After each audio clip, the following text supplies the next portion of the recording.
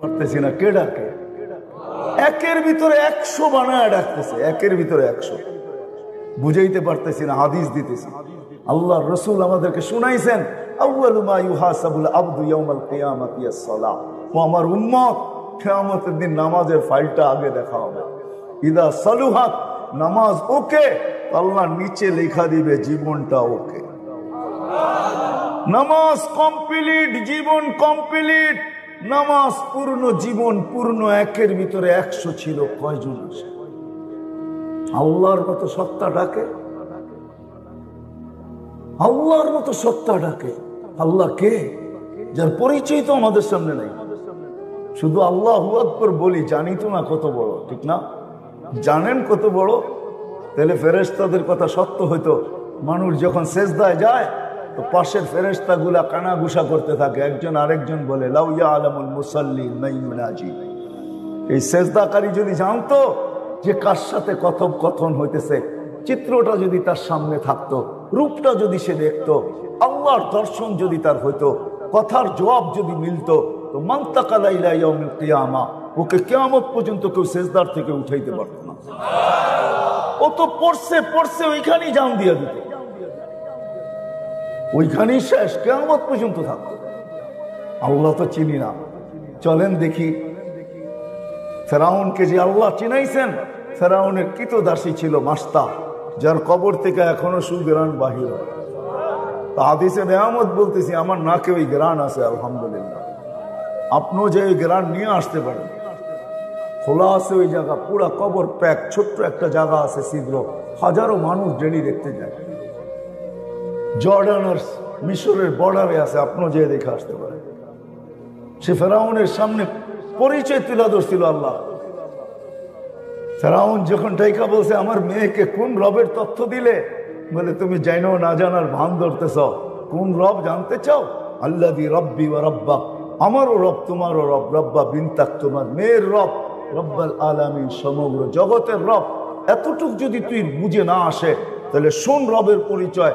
আল্লাযী রব লা ইলাহা ইল্লা হু الرحمن الرحيم الملك القدوس السلام المؤمن المهيمن العزيز الجبار المتكبر الخالق البارئ المصور الغفار القهار الوهاب الرزاق الفتاح العليم القابض الباسط الخافض الرافع المعز المذل السميع البصير الحكم العدل اللطيف الخبير الحليم العظيم الغفور الشكور العلي الكبير الحفيظ المقيت الحسيب الجليل الكريم الرقيب المجيب الواسع الحكيم الودود المجيد الباعث الشهيد الحق الوكيل القوي المتين الولي الحميد الموصي المبدي المعيد المحيي المميت الحي القيوم الواجد الماجد الواحد الأحد الصمد القادر المقتدر المقدم المؤخر الأول والآخر الظاهر والباطن الوالي المتوالي البر التواب المنتقم العفو الرؤوف مالك الملك ذا الجلال والإكرام المقسط والجامع والغني والمغني المانع الدار النافع النور الهادي البديع والباقي الوارث والرشيد الصبور فهو ربك وربك। এটা হলো তোর আর আমার রব। ওই রব আমাদেরকে ডেলি ডাকে। হায় হায়, আপনারা আমার ডাকার বাসী, মেরা দিয়ে তো পড়েন, একই জায়গায় আমাদের বসবাস। একটু ভাবি না, ওই আল্লাহ ডাকে, একের ভিতরে 100 বানায় ডাকে। কয়জন আসে? কয়জন আসে যেটার ভিতরে জীবনের 100% প্রস্তুতি ছিল রাখা, আখিরাতের প্রস্তুতি 100% যেটার ভিতরে রাখা ছিল? কয়জন আসে? কয়জন যুবক আসে? কয়জন মা বোন দৌড়ায়? উচিত তো ছিল সবার দৌড়ানোর।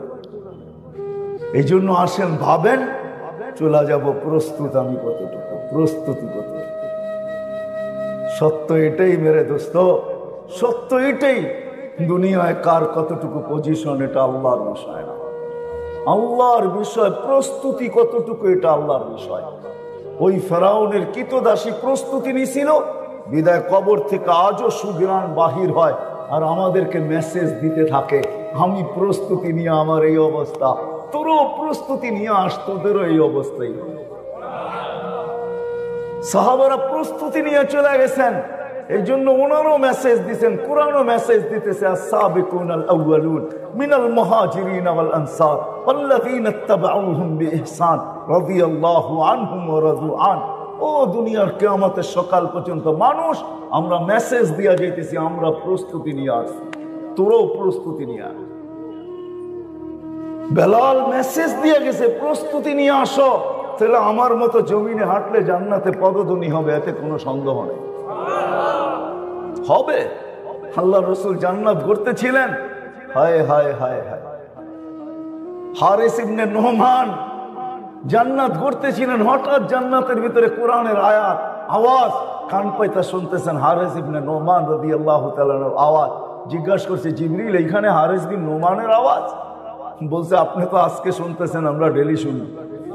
দুনিয়ার থেকে তো আপনি রাত্রেই আসছেন, এখনো দুনিয়ায় রাত্রেই চলতেছে, ভ্রমণ রাত্রেই পরিসমাপ্তি ঘটবে। হারিস বিন নোমান প্রতি রাত্রে যখন তাহাজ্জুদে কোরআন পড়ে, তো আমরা লাউড স্পিকার খোলা শুনতে থাকি, তার আওয়াজ আমাদেরকে আকর্ষিত করে। বলছে, এই মর্তবা পাইল কি করে, মর্যাদা পাইল কি করে? আজকের যুবক যদি বসতো, তাহলে আমার তার আওয়াজও ওইখানে গুনতে থাকতো। বলছে, মার খেদমত করে পাইছে।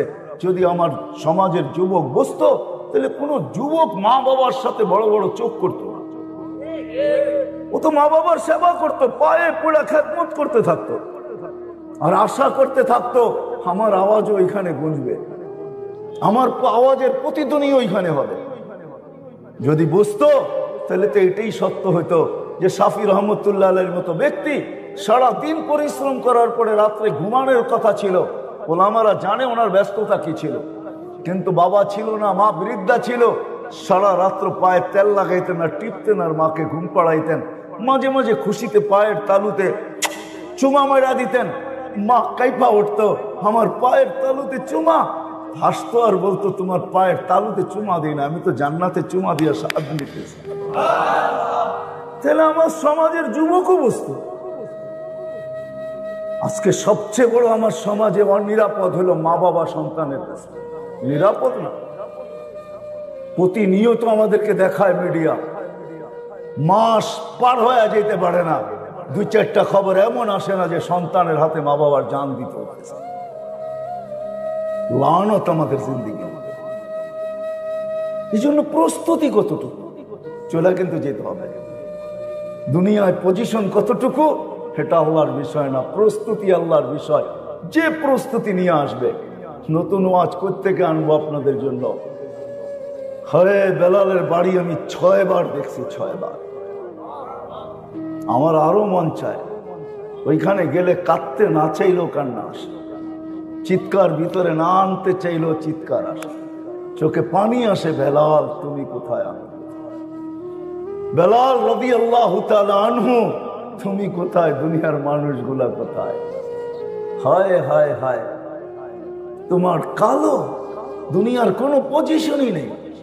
কসম খোদা, দুনিয়ার পজিশন যদি আল্লাহ সম্পর্ক, যদি পজিশনের ভিতরে সম্পর্ক আছে, আজকে তো আমরা ভাবি সম্পর্ক আমাদেরকে অনেক আগে নিয়ে যাবে।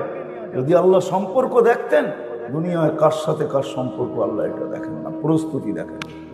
যদি দেখতেন, তাহলে আবু তালেবের মতো বড় মর্যাদাশীল নবী রসুলদের পরে কেউ হতো না।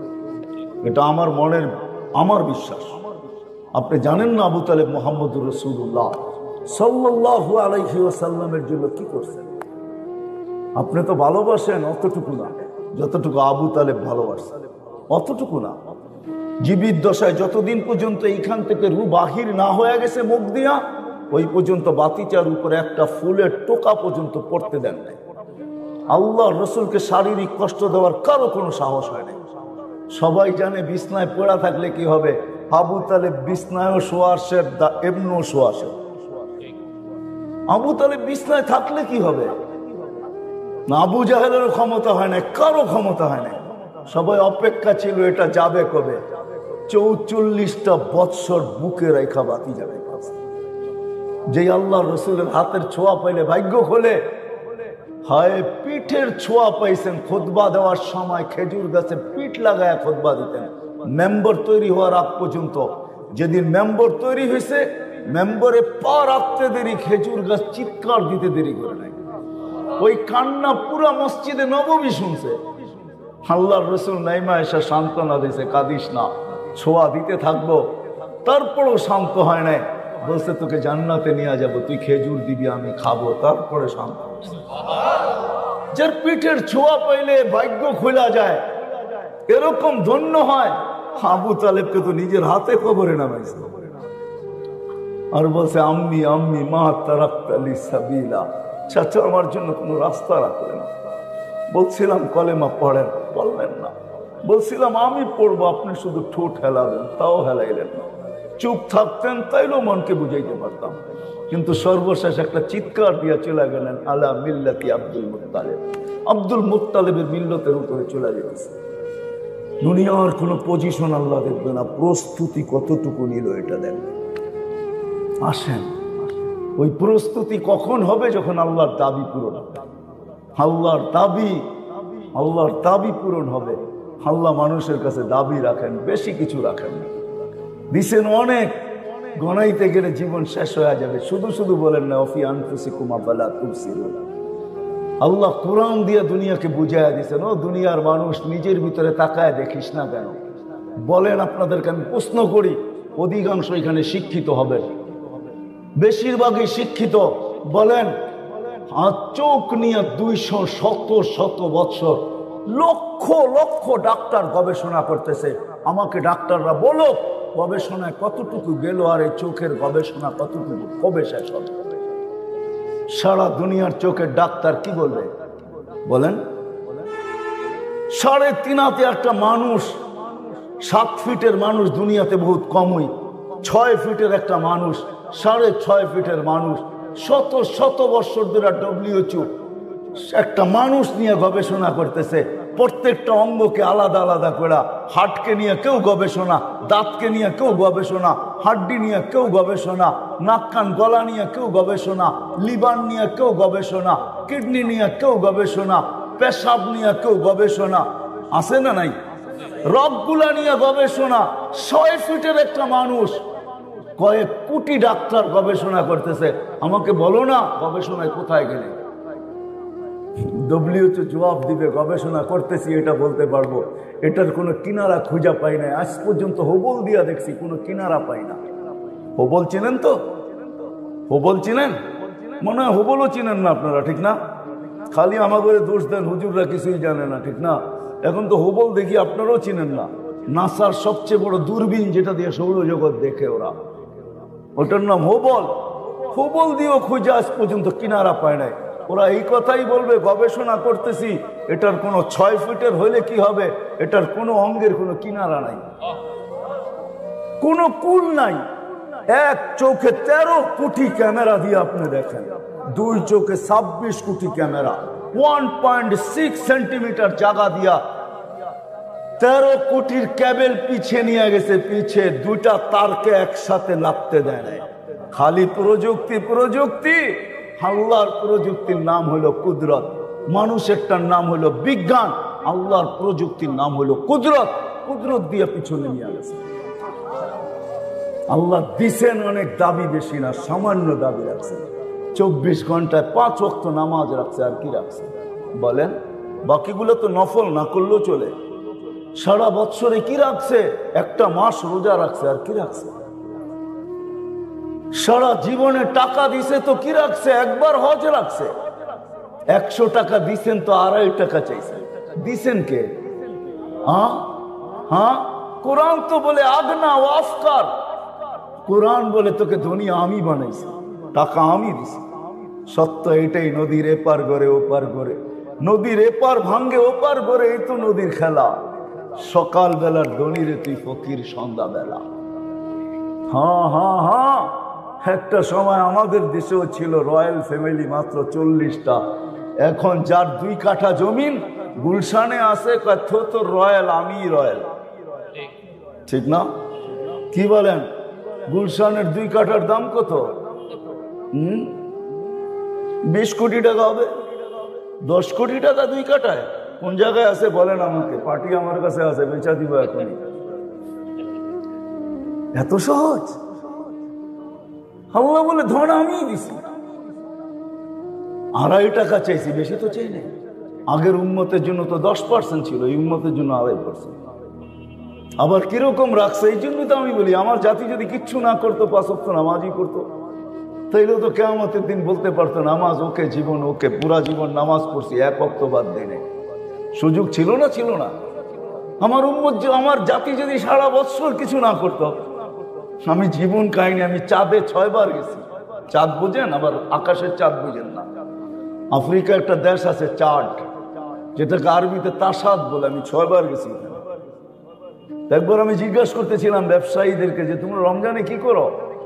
তো বলছে শোনো, নিত্য প্রয়োজনীয় বিক্রি যারা করে, প্রয়োজনীয় জিনিস যারা বিক্রি করে, ওরা ব্যতীত আমরা কেউ ব্যবসা করি না। কেন? রমজান তো আখেরাত কামানের মাস, দুনিয়া কামানের মাস না। আমরা তো 11 মাস কামাই, 1 মাস কামাই না। তো জিজ্ঞাসা করলাম নিত্য প্রয়োজনীয় জিনিসের দাম কিরকম হয়? তা আমাকে বলতেছে তোমাকে মুফতি মানাইলো কে? তুমি কেন? নিত্য প্রয়োজনীয় জিনিস আমাদের দেশে আমরা গরিব হইতে পারি, যারা বিক্রি করে এরা 1 মাস কোনো মুনাফা নেয় না। আমি বললাম কেন? কেন তুমি হাদিসে পড়ো না মুআসাত, সহানুভূতির মাস, আমরা গরিব, আল্লাহ ওয়াদা করছে যে সহানুভূতি দেখাবে রমজানে কর্মচারীর সাথে আর মানুষের সাথে, আমার বান্দাদের সাথে, তার জন্য জান্নাত লেখা দিব। বলছে আমাদের কোন ব্যবসায়ী যেই দামে কিনা, কস্টিং যতটুকু অতটুকু দাম নেয়, কোনো নিত্য প্রয়োজনীয় 1 পয়সা লাভ নেয় না। আমি বললাম যারা কিনে, তো বলতেছে একটা হাসির ব্যাপার আছে, রহস্যের ব্যাপার আছে। আমি বললাম সেটা কি? যারা কিনতে যায় ওরা দোকানদারকে বলে তুমি তো জান্নাত কামায় আনিলা, আমাকে জান্নাত কামানোর সুযোগ দিবে না?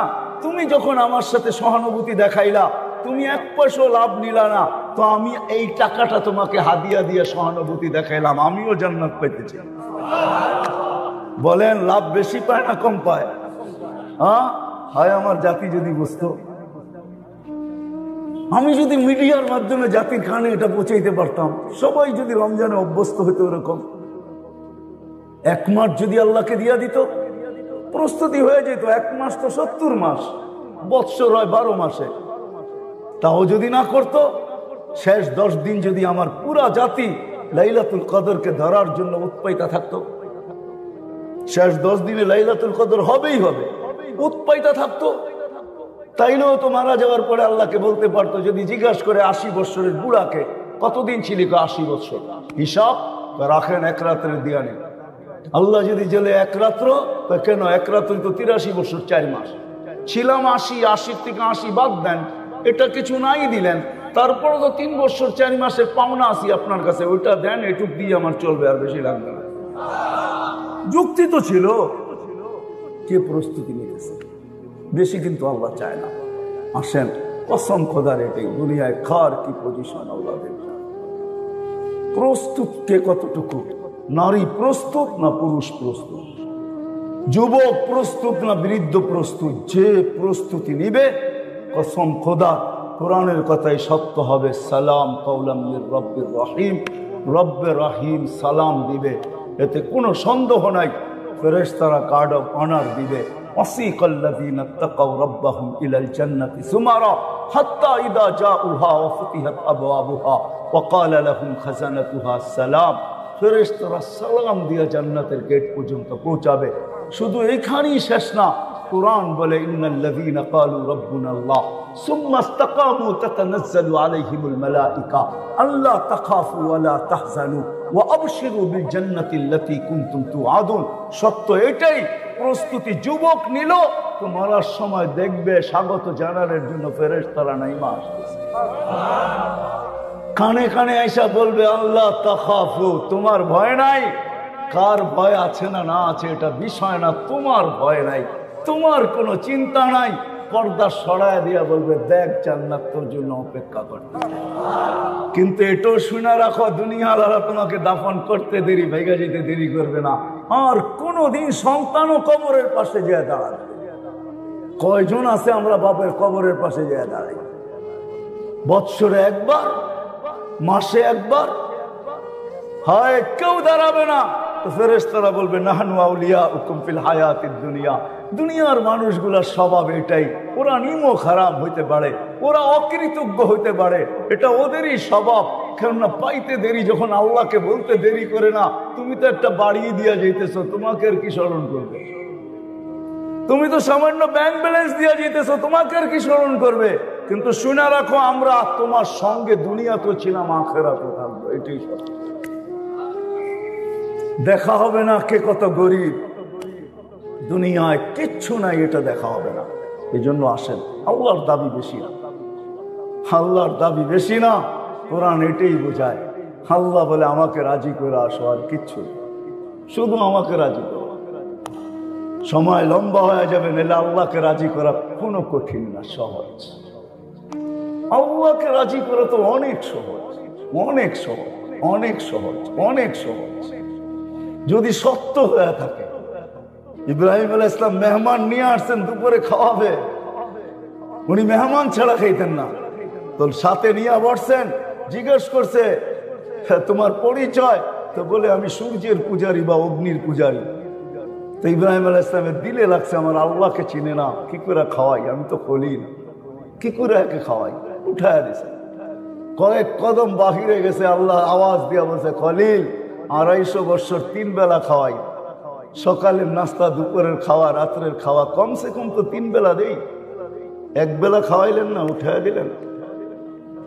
বাস বড় দিলে লেগে গেছে, পিছনে ছুটছে, কয় চল খাইতে চল, কয় এত নির্লজ্জ না, উঠায় দিলে আবার প্লেটে ফেরা যাব, এত নির্লজ্জ না। আবার বলতেছে শোনো, আমি জানি তুমি আমার পিছে বাগার ব্যক্তি না, তুমি আমার পিছে ছুটে আসবে, তুমি এই ব্যক্তি না, এটাও আমার মন বলে, কিন্তু বলো মধ্যখানে ঘটছে কি? তো ইব্রাহিম আলাইহিস সালাম চোখের পানি ছেড়ে দেওয়া বলছে হায় হায়, সত্য বলছিস, আমিও তোর পিছে দৌড়ানোর ব্যক্তি না, আর আমিও জানি তুই আত্মমর্যাদাশীল লোক, তুই আমার প্লেটে আবার ফিরা যাওয়ার লোক না, কিন্তু তোর মালিক ডাক দিয়া বলছে 250 বছর 3 বেলা খাওয়াই, 1 বেলা খাওয়াইলেন না, বলছে সেই মালিক কে? বলছে ওই আল্লাহ। বলছে প্লেটে ফিরবো, আগে হাত বাড়া, ওই মালিকের হইয়া নেই, তারপরে যাবো, এর আগে না। সত্য এটি, সত্য এটি, নেই হাদিসে কুদসি কোনোদিন সত্য হতো না। মান্না দানি তালাক্কাইতুহু মিন বাঈ, আল্লাহ বলে ডাক দিতে দেরি, আমি হাতছানি দিয়া বুকে জড়ায় নিতে দেরি করি, যে আমাকে ডাক দেব, যখন ডাক দেব। এই জন্য আল্লাহ বেশি কিছু চায় না, আল্লাহকে রাজি করা চায়। এখন যদি আপনি প্রশ্ন তোলেন যে আল্লাহকে রাজি করবো কিভাবে, লা তারাহুল উয়ুন, আল্লাহকে তো চোখেই দেখা যায় না, ওয়ালা তুখালিতুহু যুনুন, দেনদারনায় আনা যায় না, কানের কথা তো শোনাই যায় না, বর্ণনা দিয়ে শেষ করা যায় না। কতটুকু আল্লাহর বর্ণনা দিবেন? আল্লাহর বর্ণনা কে দিয়ে শেষ করতে পারবে? আল্লাহ তো আল্লাহ, আল্লাহ তো, ঠিক না? আল্লাহ তো আল্লাহ, কে বর্ণনা দিবে? দুনিয়ার সামান্য পদস্থ মানুষই ধরা ছোঁয়ার বাইরে চলে যায়, পথ পাইতে দেরি, হাওয়ায় উঠতে দেরি করে না, ঠিক না? আল্লাহ তো আল্লাহ। আল্লাহ বলে সহজ করে দিলাম, সহজ। আল্লাহকে রাজি কি করে করবো? তো আল্লাহ কোরআনে বুঝাইয়া দিয়েছেন আতিউর রাসূল, আমার বন্ধুকে রাজি করলেই আমি রাজি, আমার বন্ধুকে রাজি করো। আল্লাহ রসুল রাজি, আল্লাহ রাজি। কসম খোদা সত্য এটাই, আল্লাহর রসুল যার পক্ষে, আল্লাহ তার পক্ষে। আমরা তো রসুলকে চিনি না, আল্লাহ রসুলকে রাজি করা অনেক সহজ।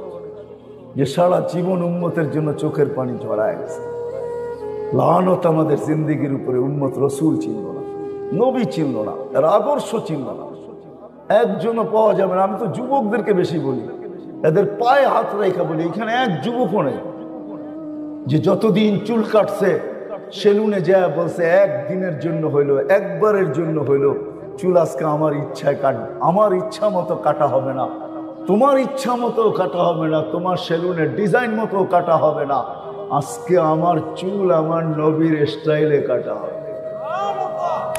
এক যুবক যদি বলতো, জীবনে যদি একবার কাটা বলতো, এটা যদি নিজের কাছে রাখতো, আমাদের জীবনে যদি কোনো নবীর সুন্নত সঙ্গী হইতো, যে আমি কোনো সুন্নত পালন করতে পারি না, একটা সবসময় মজবুতির সাথে বলছি, এমন কোনো সুন্নত তো নাই। বরং নবীর সুন্নতই সবচেয়ে বেশি দীক্ষিত, ঘৃণিত, অবহেলিত, লাঞ্ছিত। হায় হায় আফসোস, যে নবী সারা জীবন 23টা বৎসর আমাদের জন্য চোখের পানি ঝরাইতে ঝরাইতে গেছে, কোনো মুহূর্ত নাই যে মুহূর্ত উম্মতের জন্য চোখের পানি না ঝরাইছে। সমস্ত কিছু উম্মতের পক্ষে না নিছেন, সুযোগ যেটাই আসছে উম্মতের জন্য কাজে লাগাইছে। একটাই দেখাইতেছি, কোরআনে আছে অদ্দোহার ভিতরে সাউফা ইউতিকা রাব্বুকা ফাতারদা। আল্লাহ বলছে বন্ধু আপনাকে রাজি করব। ওই মুহূর্তে হাত উঠায় বলছেন লান আরদা হাত্তা ইয়াকুনা ওয়াহিদ মিন উম্মতি ফিন নার, আমার একজন উম্মত জাহান্নামে থাকা পর্যন্ত আমি আপনার উপর রাজি হব। মানুষ চেয়ার পাওয়ার জন্য জান দিতে রাজি, নিতে রাজি। কি সত্য না? চাই সেই চেয়ার ছোট পদের হোক, মেম্বারই হোক, চেয়ারম্যানই হোক, উপরের গুলা তো বাদই দিলাম। আল্লাহ রসুলকে আল্লাহ মাকামে মাহমুদ দিছেন। কোরআন বলে ফাতাহাজ্জাত বিহি নাফিলাতান লাক আসা আইয়াব আসাকা রাব্বুকা মাকামান মাহমুদা। আমরা আযানের দোয়ার ভিতরে পড়ি, আল্লাহ রসুল বলছেন মাকামে মাহমুদের দোয়া করি, আল্লাহুম্মা রাব্বা হাযিহিদ দাওয়াতিত তাম্মা ওয়াস সালাতিল কাইমা আতি মুহাম্মাদানিল ওয়াসিলাতা ওয়াল ফাযিলা ওয়াদ দারাজাতার রাফিয়া ওয়াবআসহু মাকামান মাহমুদা। ওই চেয়ার যার জন্য আল্লাহ নিজের পাশে রাখছেন কিয়ামতের দিন, যাবে কিন্তু বসবে না, হাত রেখে দাঁড়ায় থাকবে। আল্লাহ বলতে দাঁড়া, আপনার উম্মত তো চেয়ারের জন্য পাগল ছিল, কতজনে মরছে আর মারছে, চেয়ার পায়া বসেন না কেন? তো বলে আমাকে বসায় কি করতে চান? আমি যদি বসা যাই তো উম্মতকে হাউজে কাউসারে পিপাসিতে উম্মতকে পানি দিয়ে পান করাবে। ওইখান থেকে ছুটা যায় মিজানের পাল্লায় কে মনিটরিং করবে যে পাল্লার সামনে না ঝুঁকলে ওইখানে দাঁড়ায় হাত তুলে আপনার কাছ থেকে সামনে ঝুঁকাবে কে? পলসেরাতে আটকায় গেলে পার কে করাবে? আমি বসবো না, আমি তো 3 জায়গায় ছুটতে থাকবো আমার উম্মতের। আসেন রসুলকে রাজি করলি আল্লাহ রাজি। শেষ জায়গায় চলে আসছি। আপনি যদি বলেন যে রসুলও তো নাই, ওনাকে রাজি করবো তো করবো কি করে? রসুল নাই বটে, আমিও মানি, আলেমদের কাছে রাখা আছে। একটা কিছু হারায় যায় না, একটা গাদার নামও হারায় না, কোনো কিছু হারায় যায় না, ওলামাদের কাছে রাখা আছে। এই জন্যই ওলামারা দায়িত্বশীল আল্লাহর পক্ষ থেকে, রসুলের পক্ষ থেকে। নাইলে আপনি মনে করেন যেই শহরে অটো চালায় 1000 টাকা কামানো কোনো ব্যাপার না, ব্যাপার? হ্যাঁ, ওই শহরে 10,000 টাকা ইমাম ইমামতি করে তো করে কি করে? ও কি মেন্টালিটি সমস্যা? হ্যাঁ, মেন্টালিটি সমস্যা, মাথা পাগল। ও কেন 10,000 টাকা ইমামতি করে? বুঝান আমাকে, কেন করে? যেই শহরে অটো চালাইলে 1000 টাকা ডেলি কামানো যায়। অটো চালাইতে তো অক্সফোর্ডের ডিগ্রি লাগে না, ঢাকা ইউনিভার্সিটির মাস্টার্স করতে হয় না, বড় বড় ডিগ্রির দরকার হয় না, কেন পড়ে আছে? আমাকে বুঝান লজিক দিয়ে আপনারা, কেন পড়ে আছে? ও কি অটো চালাইতে পারবে না? দেখতে তো হাট্টাঘাটটা ভালোই মনে হয়, 10,000 টাকায় পড়ে আছে মুয়াজ্জিন, কেন পড়ে আছে? ঢাকা শহরের কোন মাদ্রাসার উস্তাদ আছে যার বেতন 50,000 টাকা? 20,000 টাকাও নাই, কেন পড়ে আছে? মেরে দোস্ত, দায়িত্ব কাঁদে। ওরা আমাদের কাছে ওই জিনিস রাখা আছে যেটার দ্বারা রসুল রাজি হবে, যেটার দ্বারা আল্লাহ রাজি হবে। প্রস্তুতি নিয়ে যাইতে হবে যদি আল্লাহর কাছে কিছু পাইতে চাই। এই জন্য আসেন, শেষ কথা বলবো, বয়ানে তো সব বুঝানো যাবে না, যতটুকু বুঝাইলাম, বাকিটি আপনাদের এলাকার হক্কানি ওলামা প্রত্যেক মসজিদে মসজিদে আছে, প্রত্যেক মসজিদে মসজিদে হক্কানি ওলামা আছে না? নাই? হ্যাঁ, এই এলাকায় আল্লাহ আছে। আমি তো দুনিয়া ঘুরা বলতেছি, বাংলাদেশের মতো জমিন অদ্বিতীয় নেই, দুনিয়ায় আর দ্বিতীয়টা নেই। হ্যাঁ, মক্কা মদিনা বাইতুল মুকাদ্দাস ভিন্ন জিনিস, এটা নিয়ে তুলনা চলে না। এছাড়া সারা দুনিয়ার ভিতরে বাংলাদেশের মতো জমিন দুনিয়ার আর দ্বিতীয় একটা নাই। রাগ হয় না, এটাকে সোনার সাথে তুলনা করলেও খাটো মনে করা। আমার ভ্রমণ চোখ বলতেছে বাংলাদেশের মতো এত সুযোগ আলহামদুলিল্লাহ, যার কারণে আজ পর্যন্ত বাংলাদেশ বিপর্যয়ে বেঁচে আছে। নাইলে আপনি আমাকে নেটে সার্চ দিয়ে দেখান দুনিয়ার কোন দেশে 7.8 ভূমিকম্প আসছে আর কোনো বিপর্যয় হয় না। ওটা যদি দুনিয়া দেখতে চায় তাহলে আমাদের এই বাংলাদেশের মাটিটাই দেখতে পারবে। 5 থেকে 6 বছর আগে 31st নাইটের পরের দিন 7.8 ভূমিকম্প ঢাকা শহরে আসছে, কিচ্ছু হয় না। হয়েছে কিছু? কিচ্ছু হয় না। আপনি দেখান দুনিয়ায়, এক সপ্তাহ আগেই তো নেপালে হলো খালি 6.6, দিল্লি পর্যন্ত কাইপা উঠলো। আমাদের দেশে কিচ্ছু হয় না। দেখান আমাকে দুনিয়ার কোন দেশ আবহাওয়াবিদরা 10 নম্বর মহাবিপদ সংকেত উঠাইছে, আর কোনো বিপর্যয় হয় নাই। দুনিয়ার কোনো দেশ নাই, ওটা একটাই বাংলাদেশ। 10 পর্যন্ত উঠাইছে, বুলবুলে কিচ্ছু হয় নাই। আমি চোখে দেখা বলতেছি, ওই দিন আমি পাথর গাটা ছিলাম, আমাদের ইস্তেমা চলতেছিল, এলাকায় ইস্তেমা। দুপুরে দোয়া শেষ হয়ে গেছে, আমি ঢাকা ফিরতে পারবো না, আমি ওইখানে রয়ে গেছি।